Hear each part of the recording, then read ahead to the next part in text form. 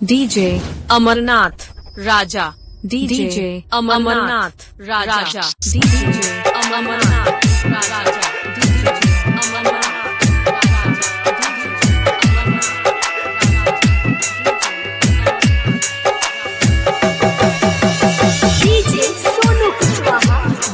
बाजार मोतिहारी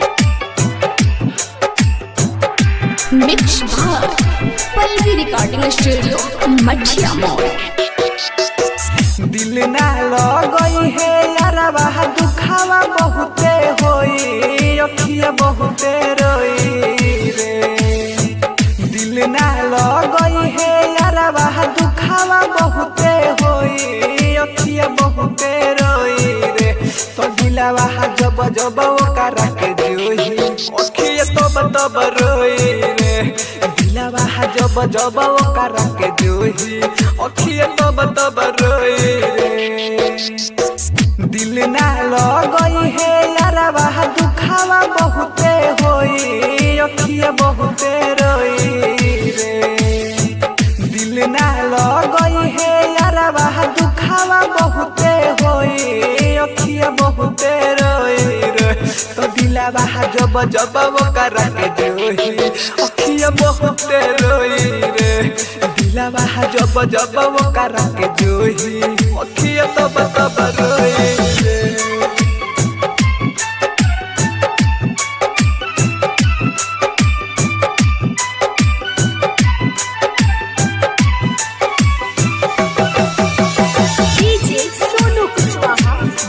बाजार मोतिहारी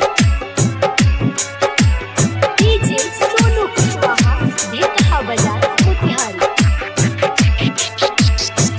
तोनी को न सोची है सो कहल तोरा बाती के बनल छोड़ा दी है सो साथी संगाती के। तोनी को न सोची है सो कहल तोरा बाती के बनल छोड़ा दी है सो साथी संगाती के। कवनो भरोसा नइखे प्यार में कब का होई अखिया बहुते रोई रे। कवनो भरोसा नइखे प्यार में कब का होई अखिया बहुते रोई रे। तो दिलवा जब जब ओकरा के जोही अखिया बहुते रोई रे।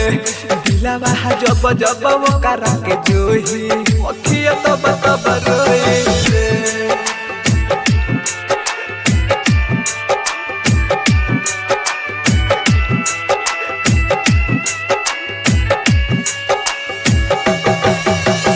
डीजे सोनू कुशवाहा देखा बाजार मोतिहारी।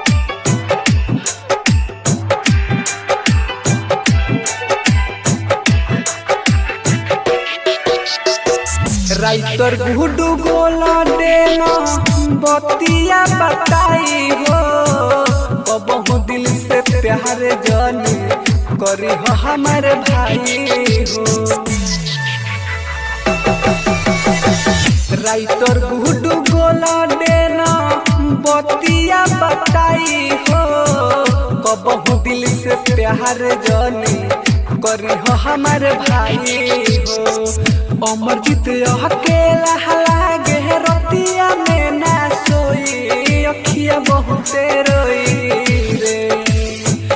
अमरजीत अकेला लागे रतिया में ना सोई अखिया बहुते रोई रे।